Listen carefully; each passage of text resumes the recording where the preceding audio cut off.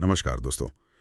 कल्पना कीजिए एक 5 साल की बच्ची की, जिसके लिए दुनिया का सबसे कठोर, सबसे कुरूप शब्द है हरामी। एक ऐसा शब्द जिसका मतलब तक वो नहीं जानते। पर जिसका दंश, जिसकी चुभन उसकी आत्मा पर हमेशा के लिए एक निशान छोड़ जाती है। आज हम खालिद हुसैनी के उपन्यास अ थाउजेंड स्प्लेंडिड सन्स की दुनिया में उतर रहे हैं। ये कहानी है मरियम की। हाँ, एक ऐसी लड़की जिसका पूरा जीवन उस एक शब्द से परिभाषित होता है। ये कहानी है उम्मीद की, विश्वासघात की और उन हालातों की जो किसी इंसान को तोड़ भी सकते हैं और बना भी सकते हैं। तो कहानी शुरू होती है हेरात शहर से कुछ दूर एक एक वीरान सी झोपड़ी से। जिसे कोलबा कहते हैं। हाँ, कोलबा। और ये वो जगह थी जहाँ समाज से निकाले हुए लोग रहते थे। यहीं 5 साल की मरियम अपनी माँ नाना के साथ रहती है। और एक दिन एक बहुत ही मामूली सी घटना घटती है। मरियम से अपनी माँ का चीनी मिट्टी का चाय का सेट टूट जाता है। और वो चाय का सेट, वो सिर्फ एक बर्तन नहीं था। नहीं, वो नाना की उस पुरानी बेहतर जिंदगी का प्रतीक है जो उनसे छिन चुकी है।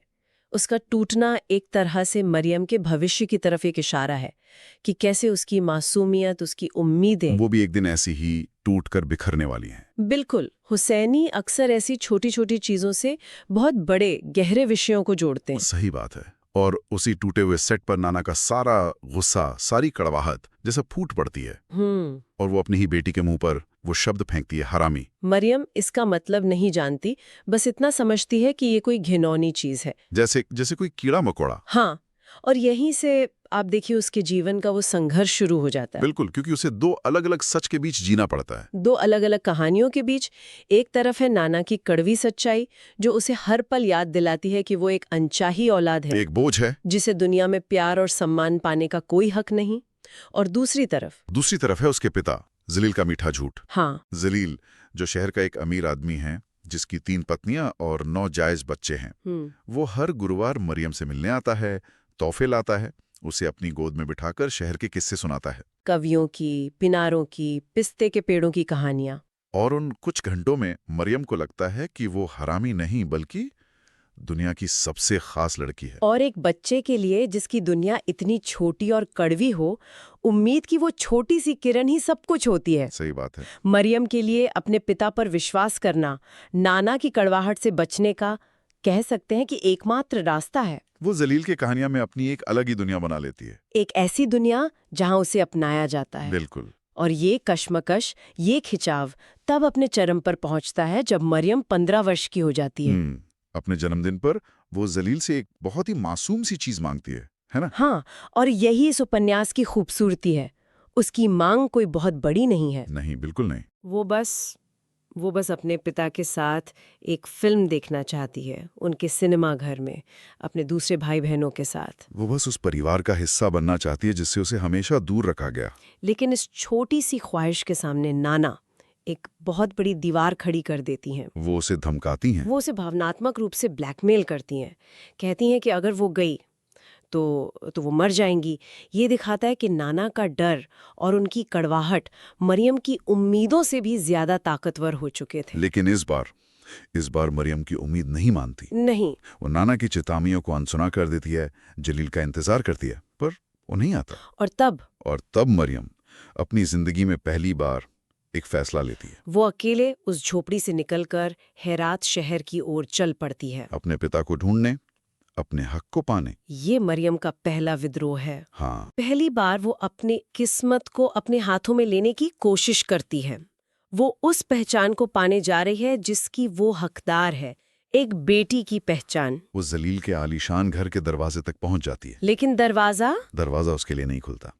नौकर कहता है कि जलील बाहर गए हैं, जबकि उनकी गाड़ी बाहर ही खड़ी थी। मरियम पूरी रात उस दरवाजे के बाहर सड़क पर सोती है, इस उम्मीद में कि सुबह उसका पिता उससे जरूर मिलेगा। और अगली सुबह का वो पल मरियम के लिए सिर्फ दिल टूटने का नहीं, बल्कि उसकी पूरी पहचान के टूटने का पल है। बिल्कुल। जब ड्राइवर उसे जबरदस्ती वहां से भेज रहा होता है, तो एक पल के लिए उसकी नजर ऊपर की खिड़की पर पड़ती है। वहां जलील का चेहरा होता है। हाँ, जो उसे देखकर घबराहट में पर्दा गिरा देता है। और उस एक पल में जलील का वो मीठा झूठ बिखर जाता है और मरियम को नाना की कड़वी सच्चाई को अपनाने पर मजबूर होना पड़ता है। उसके प्यारे पिता ने उसे सड़क पर सोने दिया। वो एक अनचाही चीज ही थी। दिल टूटने और अपमान के इस एहसास के साथ वो वापस झोपड़ी की ओर जाती है। वो सोच रही होती है कि नाना से कैसे माफी मांगेगी, लेकिन जैसे ही वो झोपड़ी के पास पहुंचती है हवा चलती है और विलो पेड़ की डालियां किसी पर्दे की तरह हटती हैं। और सामने जो मंजर था, उसे देखकर मरियम की रूह कांप जाती है। कुर्सी उल्टी पड़ी थी पेड़ की डाल से एक रस्सी लटक रही थी और उस रस्सी के सिरे पर नाना का शरीर झूल रहा था। नाना की कई बात सच हो गई थी। इस एक पल में मरियम की दुनिया उजड़ जाती है। उसका विश्वास, उसकी उम्मीद, उसका सहारा सब छिन जाता है। और अब वो उस अपराध बोध के साथ अकेली है जो शायद जिंदगी भर उसका पीछा नहीं छोड़ेगा। और यहीं से कहानी एक नया और भी भयानक मोड़ लेती है। मरियम को जलील के घर ले जाया जाता है, लेकिन एक बेटी की तरह नहीं, एक बोझ की तरह। और जल्द ही उसकी शादी काबुल के एक 40 साल के विधुर राशिद से कर दी जाती है। मरियम की एक दुनिया खत्म होती है और एक नई, ज्यादा क्रूर दुनिया शुरू होती है। पर अब कहानी को कुछ सालों के लिए यहीं रोकते हैं और काबुल के एक दूसरे हिस्से में चलते हैं। हाँ, जहाँ एक और लड़की की कहानी सांस ले रही है, लैला। मरियम से बिल्कुल अलग। बिल्कुल अलग। लैला का बचपन प्यार से भरा है। उसके पिता एक शिक्षक हैं जो उसे पढ़ाते हैं, उसे आगे बढ़ने के लिए प्रेरित करते हैं। वो लैला से कहते हैं, एक औरत का दिमाग भी उतना ही तेज होता है जितना एक मर्द का। तुम इस देश के लिए कुछ भी कर सकती हो। सोचिए कितना फर्क है दोनों की परवरिश में। जहां मरियम को हरामी होने का ताना मिला, वहीं लैला को शिक्षा और बराबरी का पाठ पढ़ाया गया। वो अपने दोस्त तारिक से प्यार करती है। उसकी दुनिया उम्मीदों और सपनों से भरी है। लेकिन उसकी इस खूबसूरत दुनिया पर भी युद्ध के बादल मंडरा रहे हैं। सोवियत अफगान युद्ध शुरू हो चुका है और काबुल की सड़कों पर अब रॉकेट गिरने लगे हैं। यहाँ हुसैनी दो अलग अलग अफगानिस्तान दिखाते हैं ना। हाँ, एक मरियम का जो परंपरा और दमन में जकड़ा हुआ है, और दूसरा लैला का जो आधुनिक है, प्रगतिशील है, जिसकी सपने हैं। लेकिन लेखक ये भी दिखाते हैं कि युद्ध किसी में फर्क नहीं करता। वो हर किसी की दुनिया को एक ही तरह से तबाह करता है। और वही होता है, एक दिन एक रॉकेट लैला के घर पर गिरता है। उसके माँ बाप मारे जाते हैं और वो खुद बुरी तरह घायल हो जाती है। उसकी पूरी दुनिया एक झटके में खत्म हो जाती है। और जानते हैं उसे मलबे से निकालकर कौन बचाता है? राशिद। वही राशिद जो मरियम का पति है। और इस तरह किस्मत इन दो बिल्कुल अलग औरतों को एक ही छत के नीचे ले आती है। लैला राशिद की दूसरी पत्नी बनकर उसी घर में आती है जहां मरियम सालों से एक बेरंग जिंदगी जी रही है। यहाँ से उपन्यास का सबसे मजबूत हिस्सा शुरू होता है। शुरुआत में दोनों के बीच जलन और शक का रिश्ता होता है। जाहिर है, मरियम को लगता है कि ये नई खूबसूरत लड़की उसकी जगह छीन लेगी। और लैला उसे एक कड़वी बूढ़ी औरत समझती है। और राशिद भी उनके बीच आग लगाने का कोई मौका नहीं छोड़ता। बिल्कुल।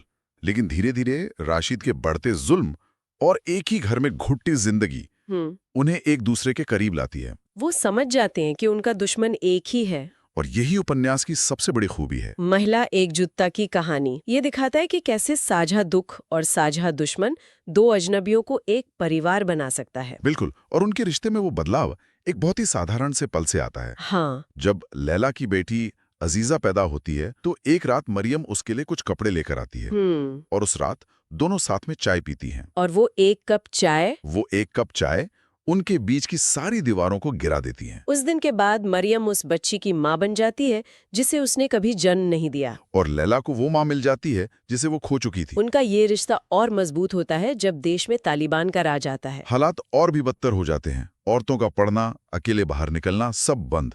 राशिद का अत्याचार भी बढ़ जाता है। एक बार तो वो दोनों बच्चों के साथ भागने की कोशिश भी करती हैं, लेकिन पकड़ी जाती हैं। और राशिद उन्हें बहुत बहुत बुरी तरह मारता है। उस मार के बाद वो समझ जाती हैं कि इस जेल से निकलने का कोई रास्ता नहीं है। लेकिन उनकी हिम्मत नहीं टूटती। वो एक दूसरे का सहारा बनकर उस नर्क में जीती रहती हैं। और फिर कहानी अपने उस चरम पर पहुंचती है जो किसी की भी आत्मा को झकझोर कर रखते हैं।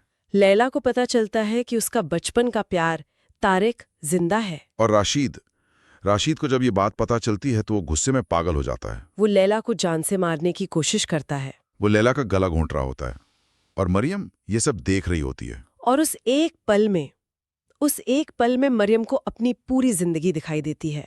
वो कोलबा, वो हरामी शब्द, जलील का धोखा, राशिद के जुल्म, सब कुछ। और वो एक फैसला करती है। वो बाहर से एक फावड़ा उठाती है और राशिद के सिर पर पूरी ताकत से वार कर देती है।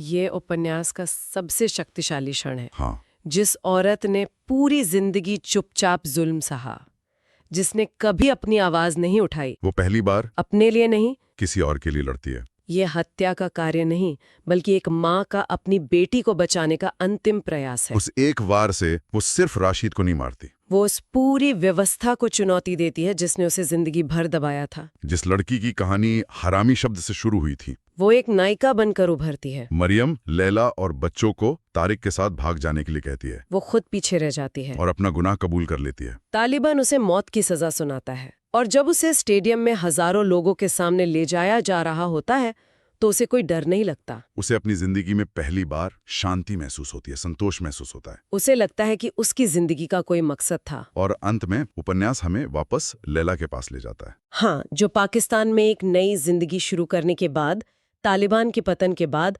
वापस अफगानिस्तान लौटती हैं। वो मरियम की याद में एक अनाथालय चलाती है। और उसे जलील का एक खत भी मिलता है जो उसने सालों पहले मरियम के लिए लिखा था, जिसमें वो अपनी गलतियों के लिए माफी मांगता है।